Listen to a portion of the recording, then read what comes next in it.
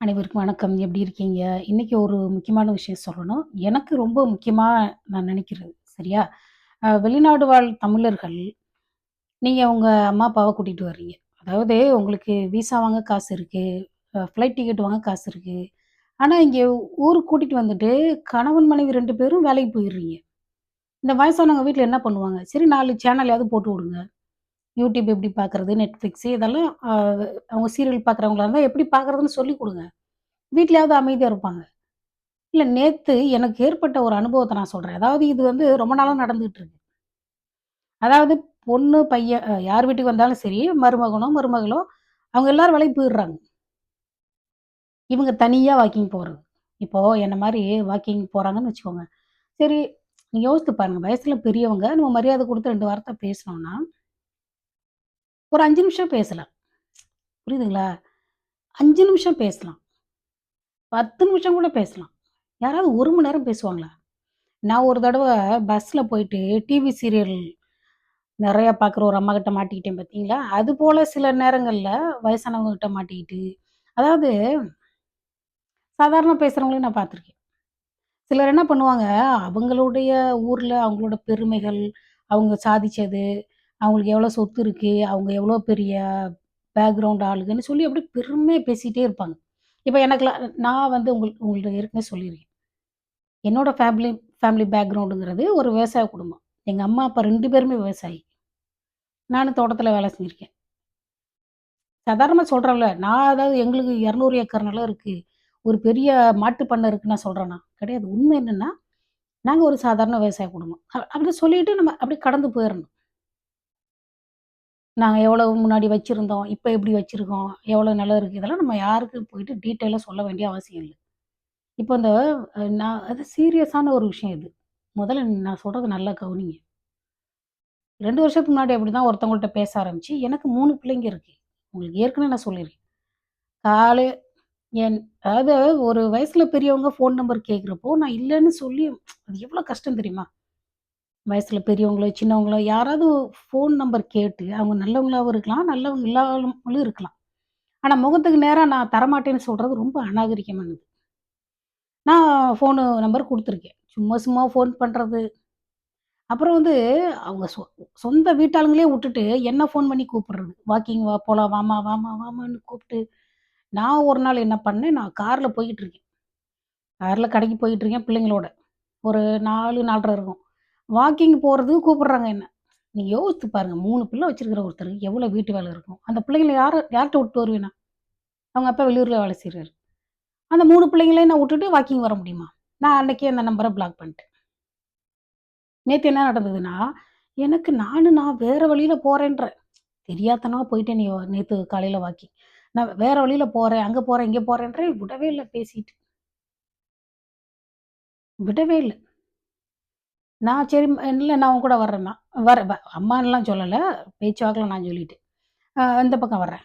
சரி நானும் உன் கூட வரேன். அப்படின்னு பேசி, பேசி, பேசி ஒரு 1 1/4 மணி நேரம் வீணா போச்சு.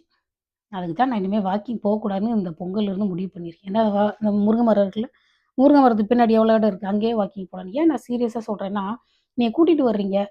ஆனா அவங்க கூட நேரத்த செலவு பண்ண மாட்டேங்கிறீங்க. யாராவது என்ன மாரி ஒரு இளிச்ச வச்சு எவளாவது போனான்னா, அவள புடிச்சுக்கிறது. அவங்க படிச்சது, வேலைக்கு போனது, சம்பாதிச்சது அதாவது அவங்கலாம் மிடில் கிளாஸ். நான் மிடில் கிளாஸும் கம்மி. நான் என்னைக்காவது பொய் சொல்லியிருக்கேனா? அவங்க பெருமை பேசுறத பார்த்தா எனக்கு கடுப்பா இருக்கு. நம்மளுக்கு அதுக்கு சம்மந்தமே கிடையாது. 1 மணி நேரம் பேசிட்டு, சரி நம்ம ஃபோன் நம்பர் கேட்டவுனே, அதாவது நான் அந்த நபருடைய குடும்பம், இங்க இருக்கிற குடும்பத்த பத்தின ஃபுல் டீட்டெயில்ஸ் நான் கேட்டதுக்கு அப்புறம் தான் ஃபோன் நம்பர் குடுத்தேன். அது ஃபோன் நம்பர் குடுத்தப்போ, அவரு ஃபோன் நம்பர் தராரு இந்தியன் நம்பர். அத நான் இது வந்து பொங்கல் முடிய தான் நான் இந்த இத அப்லோட் பண்ணுவேன். ஏன்னா மனசு புண்படுத்த எனக்கு விருப்பம் இல்ல. பொங்கல் அன்னைக்கு நல்லா இருக்கட்டும். அந்த நம்பரு இந்திய நம்பரு. போயிட்டு வீட்ல சரி குடுத்துட்டாங்க. "என் நம்பர் வேணாமா?" அப்படின்னு சொல்லி கேட்குறாரு. நான் சரி வாங்கிக்கிட்டேன். என்ன பண்றது? ஏன்னா நான் மூஞ்சில அடிச்ச மாரி எனக்கு பேச தெரியாது. வாங்கியாச்சு. என் நம்பர் குடுத்தாச்சு. நான் அந்த நம்பர்ல அவரு சொன்ன அ குடும்ப உறுப்பினர்கள் பேரெல்லாம் போட்டு எழுதி வச்சிருக்கேன். சரிங்களா?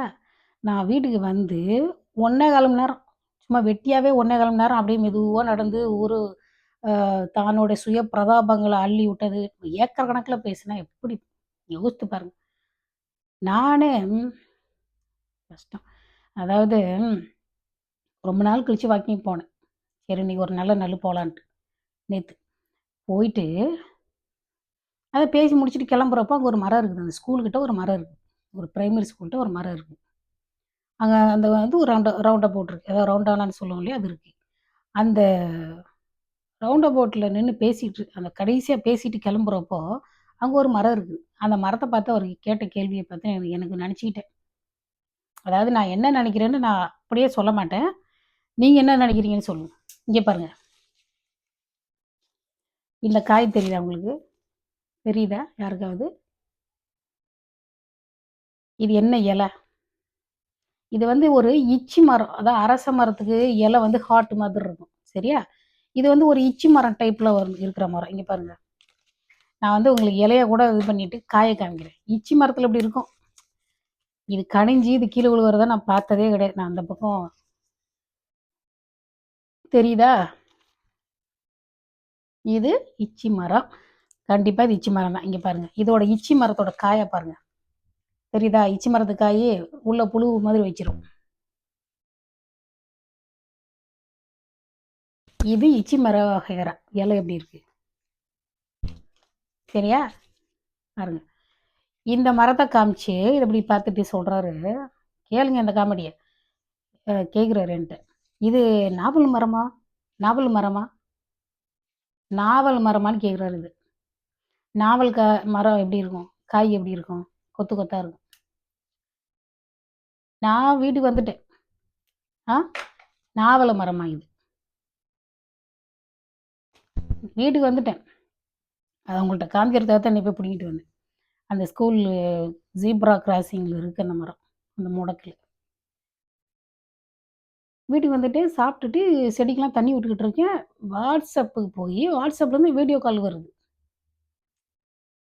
அதாவது கணவன், மனைவி 2 பேரும் தான் வந்திருக்காங்க இங்க. உங்க மனைவிட்ட பேசலாம்ல. அதாவது நான் பேச்சுவாக்குல நான் அதாவது நான் வந்து சாரி விக்கிறேன். நான் YouTubeல இருக்கேன் அப்படின்னு ஒரு யூடியூப்னா அ முதல்ல பேச ஆரம்பிச்சப்போ, அவர் வந்து இந்த இந்த மாரி வேலை செய்றேன்னு, நானும் இன்னும் யூடியூப் இருக்கு, சாரி விக்கிறேன். வேலைக்கு போகல, இனிமே தான் வேலைக்கு போகணும். இப்படின்னு நான் சாதாரணமா பேசுறேன். இது யூடியூப்ல இருக்கிறோன்னோனே லேசா தெரியுது போல இருக்கு.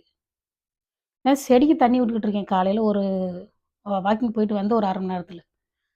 வீடியோ கால் பண்றாரு WhatsAppல. எப்படி பாருங்க. அதனால நான் என்ன சொல்றேன், ம் நீங்க அம்மா, அப்பாவ கூட்டிட்டு வர்றீங்கல்ல, நீங்க கூட்டிட்டு வந்துட்டு வீட்ல உட்கார வச்சுட்டு புருஷன், பொண்டாட்டி 2 பேரும் வேலைக்கு போயிடுறீங்க. எதுக்கு நீங்க யாராவது ஒருத்தராவது அவங்க அவங்க கூட இருந்து அவங்கள பார்த்துக்கலாம்ல. இது ரொம்ப எரிச்சலா இருக்கு. நான் நினைக்கிறேன். மனசார நினைக்கிறேன். இது போல அதாவது இதுக்கு முன்னாடி ஒருத்தவங்க வாக்கிங் போலாம், வாக்கிங் போலான்னு அவங்க மருமகள விட்டுர்றாங்க. பையன விட்டுர்றாங்க. என்ன கூப்பிடுறாங்க. என்ன பார்த்தா தான் கேனச்சி மாரி தெரியுதுல்ல. ஒரே தொல்லையா கிடக்கு. வயசானவங்கன்னு ஒரு மரியாதை குடுத்து 2 வார்த்தை பேசினா, இவர் கேட்கிறாரு என்கிட்ட, "வீட்ட காமிம்மா, நான் வீட்டுக்கு வர்றேன்." மேடம் மேடம்ங்கிறாரு. நான் இந்த மாரி மேடம் மேடம்ன்னு சொல்றவங்களலாம் நான் மதிக்கிறதே கிடையாது. வயசுக்கு ஏத்த மாரி பேசணும். நான் ஒரு சின்ன பையன பார்த்து சார் சார்ன்னு சொல்ல முடியுமா? மேடம் மேடம்ங்கிறாரு. அவரு திகாவுல இருக்கிறாராம், திமுகவுல இருக்கிறாராம். திகாவோட நிலைமை என்னன்னு யோசித்து பாருங்க யூடியூப்ல. அ எனக்கு எனக்கு வந்து நான் பேச ஆரம்பிச்ச ஒரு 5 நிமிஷத்துலயே நான் வந்து எனக்கு போணும், இங்கேருந்து போணும்னு தோணுச்சு. இல்ல நானும் வர்றேன். நானும் பேசிட்டே வர்றேன். நானும் பேசிட்டே போலாம். ஒருத்தர் நம்மள வந்து அவாய்ட் பண்றது தெரியாதா? தயவு செஞ்சு நீங்கலாம் அம்மா, அப்பாவ கூட்டிட்டு வந்தீங்கன்னா, அவங்கள கூட்டிக்கிட்டு வாக்கிங் போங்க தயவு செஞ்சு. எனக்கு இனிமே வாக்கிங் போவே கூடாதுன்ற முடிவுல நான் இருக்கேன். நான் பேக்யார்ட்லயே வாக்கிங் போய்க்கிறேன். வீட்டுக்கு பின்னாடி இடம் இருக்குல்ல, அதிலயே வாக்கிங் போறேன். எனக்கு நான் இங்கேருந்து போறப்போ லேசா தலை வலிச்சது. திரும்பி வர்றப்போ, ஐயோ சாமி விட்டா போதுன்ற மாரி வந்தேன். வந்தவுனே எனக்கு ஃபோன் வருது. என் ஃபோன் நம்பர் நீங்க வச்சிருக்கீங்க. இந்தியாவுல போயிட்டு என் ஃபோனுக்கு ஏதாவது ஃபோன் வந்தது என் நம்பருக்கு. உங்க வீட்டாளுங்கலாம் இங்கே தான் இருக்காங்க. ஞாபகத்துல வச்சுக்கோ. ஏன்னா, என் முகத்துக்கு நேரா என்னால நோ சொல்ல முடியும். அது வந்து அவமானப்படுத்துற மாதிரி. ரொம்ப கடுப்பா இருக்கு எனக்கு. இத வந்து நாவல் மரமான்னு கேட்டா எனக்கு கோவம் வருமா வராதா? ஏன்னா நான் என்ன பார்த்தா என்ன சின்ன பிள்ளை மாரி தெரியுதா? நல்லா என்ன என்ன பார்த்தா எப்படி தெரியுது? இது இது நாவல மரமா? கண்ணாடி கூட போடல. நம்ம வாக்கிங் போறோம். நம்ம ஏதோ ஒரு ஹெல்த்துக்காக வாக்கிங் போனா, நம்மள புடிச்சு இப்படி தொல்ல பண்ணிக்கிட்டே இருந்தா என்ன? ஆ இன்னும் சிலர்லாம் வந்து வாக்கிங் வந்துட்டு என்ன சொல்றது தெரியுமா? கேளுங்க. இந்த இந்தியாவுலருந்து இங்க வந்து தொல்ல பண்ற தொல்ல இருக்கே, அம்மா, அப்பா வந்து உட்டுட்டு அவங்க பாட்டுக்கு வேலைக்கு போயிறது. அப்புறம் எங்களுக்கு வந்து இன்னொருத்தவங்க வந்து, எங்களுக்கு 2 வீடு இருக்கு இந்தியாவுல. ஒரு வீட்ட வாடகைக்கு விட்டுருக்கோம். கார் வச்சிருக்கோம். கார் ஓட்டுறதுக்கு ஆள் இருக்கு. இதெல்லாம் கேட்கிறப்போ ஒரு விவசாய குடும்பத்த சேர்ந்த ஆளுக்கு எப்படி இருக்கும்? இல்ல எனக்கு இது வந்து பொறாமையா இல்ல, கடுப்பா இருக்கு. எரிச்சலா இருக்கு. இந்த சுய புராணங்கள யாரு கேட்டது? என்ன மாரி ஒரு ஆள பார்த்து, உங்களோட அதாவது உங்களுடைய பெருமைகள சொல்லி என்ன பண்ண போறீங்க? என்கிட்ட ஒரு 10,000,000 இருக்கு. அதுல எல்லாம் இருக்குன்னு வச்சுக்கோங்க. ஒரு பேச்சுக்கு கூட சொல்றேன் பெரிய அமௌண்ட்டா. 10,000,000 இருக்கு. நான் யார்ட்டயும் போய் சொல்ல மாட்டேன். யாருக்கு தேவையில்ல. என்கிட்ட காசு இருந்தாலும் இல்லாட்டியும் யாருக்கு அது தேவையில்ல. அப்படியே பேத்திக்கிட்டே இருக்கிறது. உண்மையிலேயே சொல்றேன் நான் என் பொறுமைய நெறைய பேர் என் பொறுமைய சோதிச்சிருக்காங்க. நான் என்ன சரி அதான் இந்த பஸ்ஸில ஒரு அம்மாட்ட பேசினேனே 2 1/4 மணி நேரம் 2 மணி நேரம் டிவி சீரியல் பத்தி பேசினாங்க. எனக்குன்னா இந்த பேச்சு கேட்டு கேட்டு தலைவலியே வந்துருச்சு. ம். தலைவலி வந்துருச்சு. நான் அமைதியா தான் பேசினேன். ஓ! சரிங்க, சரிங்க. Okay, okay. ஓ! அப்படியா? ஓ! அப்படியா? ஓ! அப்படியா? ஆ அதான், அதான், அதான். இப்படி இப்படி நான் பேசிட்டே வர்றேன். ம். பேசிட்டே வர்றேன். பெருமை பேசுறதுக்கு ஒரு அளவு இல்லையா? கஷ்ட காலமே. நல்ல வேளை. வேற லேடீஸ் யாராவது வந்து எங்ககிட்ட 100 பவுன் இருக்கு, 200 பவுன் இருக்குன்னு சொல்லி எனக்கு அந்த மாரி பெருமைலாம் நான் கேட்கல. இத பார்த்து இத காமிச்சு, இத பார்த்து இது வந்து நாவல் மரமான்னு கேட்டா எனக்கு அப்பதான் தோணுச்சு. ஐயோ! கஷ்டமே. இவங்களும் நம்மள பார்த்து ஒரு காமெடியன் மாதிரி அதாவது நான் YouTubeல இருக்கேன்னு சொன்னதுனால இந்த மாரி பேசுறாங்களா? ஆ ஏன் நான் YouTubeக்கு வர்றதுக்கு முன்னாடி நான் ஒரு விவசாயி. YouTubeக்கு வந்துட்டா நான் வந்து மாறிடுவேனா? நான் ஏதாவது ஸ்லீவ்லெஸ் சட்டை போட்டுக்கிட்டு, அ கந்தரகோலமா சட்டை போட்டுக்கிட்டு பேசுறேனா? நல்லா அப்புறம் எனக்கு வாயில வந்துரும். எனக்கு நான் இல்ல அந்த ஃபோன் வந்ததுல்ல வீடியோ காலு. நான் அப்பவே பிளாக் பண்ணிட்டேன். நான் எப்படின்னா, எனக்கு வேணான்னா, எத்தன ஆண்கள் வந்து Facebookல ஃப்ரெண்ட் ரெக்வெஸ்ட் குடுத்துருக்காங்க தெரியுமா? ஒரு பொண்ணு எனக்கு தெரிஞ்ச பொண்ணு. அந்த பொண்ணுட்ட அடிக்கடி போய் செடி வாங்குவேன். அந்த பொண்ணு பக்கத்து நாட்டு பொண்ணு. அந்த பொண்ணு ஃப்ரெண்ட் ரிக்வெஸ்ட் அனுப்பிச்சதுக்கே நான் அக்செப்ட் பண்ணல. டெலீட் பண்ணிவிட்டேன். எனக்கு வேணாங்கிறேன். எனக்கு இருக்கிற ஃப்ரெண்ட்ஷிப்பு போதுன்றேன். ஆ அந்த முருகன்ட்டயும், சிவன்ட்டயும் சொன்னோம்னா, யாராவது போய் புரட்டி சொல்லுவாங்களா? தெரியுமா, தெரியுமா? சசிகலா வீட்ல இப்படி நடந்துச்சான்னு யார்ட்டயாவது போய் முருகன் சொல்லுவாரா? இல்ல சிவபெருமான் போய் சொல்லுவாரா? யார நம்பி நம்ம பேசுறது சொல்லுங்க? யாரையுமே நம்ப முடியாது. இப்ப எனக்கு ஒரு ஃப்ரெண்ட் இருக்காங்கன்னா, நான் பேசாதத நிறுத்திட்டா கூட, அவங்க என்னோட பெர்சனல் விஷயத்த யார்ட்டயும் போய் சொல்ல மாட்டாங்கன்னு யாரு மேல நம்பிக்கை இருக்கோ, அவங்க தான் உண்மையான ஃப்ரெண்டு. சும்மா வர்றவங்க, போறவங்களலாம் நான் ஃப்ரெண்டுன்னு சொல்லிக்க போறதில்ல. சும்மா. எனக்கு ரொம்ப நான் நான் வந்து மரியாதை குடுப்பேன், பாசமா இருப்பேன், இரக்கம் கூட படுவேன், நல்லது நெனைப்பேன். ஆனா தொல்ல பண்ணுனா, அவ்வளோதான். பிளாக் பண்ணிருவேன். இத நாவல் பழமான்னு கேட்டதுனாலேயே நான் பிளாக் பண்ணேன். எனக்கு பிடிக்கல. எனக்கு ஒரு 5 நிமிஷத்துக்கு மேல பேசுறப்பவே எனக்கு பிடிக்கல. தயவு செஞ்சு உங்க அம்மா, அப்பாவ கூட்டிட்டு வந்து, நீங்க வாக்கிங் கூட்டிட்டு போங்க. ப்ளீஸ். உங்க அம்மா, அப்பாவ நீங்க வந்து கண்டுக்காம விட்டதுனால தான், இப்ப நான் வாக்கிங் போகக்கூடாதுன்னு முடிவு பண்ணியிருக்கேன். சும்மா ஒரே பெருமை பேசிக்கிட்டு, அப்படியே ஐயோ! என்ன நல்ல வேல. நாங்க யானை வச்சிருக்கோம், குதிரை வச்சிருக்கோம்ன்னு சொல்ல மாட்டாங்க. இல்ல நான் இதெல்லாம் வந்து பொறாமப்படல. எனக்கு அதெல்லாம் கேட்டு கேட்டு எரிச்சலா இருக்கு. அவங்கள்கிட்ட கோடி ரூபாய் இருந்தாலும் எனக்கு அதனால பிரயோஜனம் இல்ல.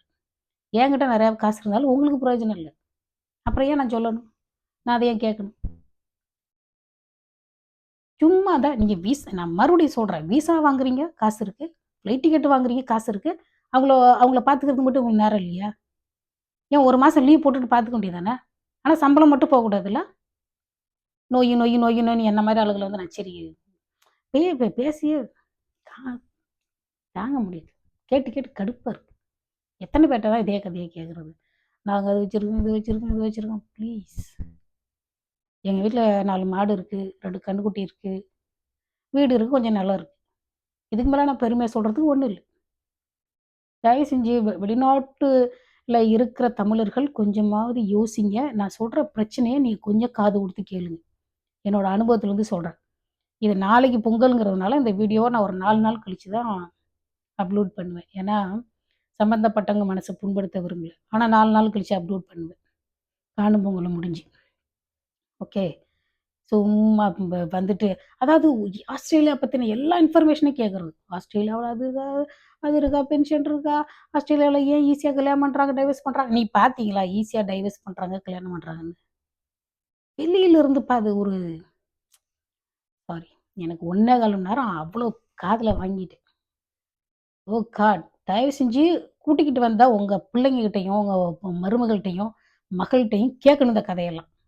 வீதியில வாக்கிங் போறவங்ககிட்ட ஆஸ்திரேலியாவ பத்தி கேட்கக்கூடாது. அப்புறம் நான் இனிமேல் யாராவது நான் தான் வாக்கிங் போமாட்டேனே. போமாட்டேன். அப்படியே போனாலும் என்ன பண்ணணும்னா, ஃபோன் எடுத்து இப்ப யார்ட்டயாவது பேசிட்டு போற மாரி நடிச்சுட்டு போயிடணும். பெரிய தலைவலி. சொன்னா சொன்னா கஷ்டமா கிடக்கு. என்ன ஒரு மக்கள்!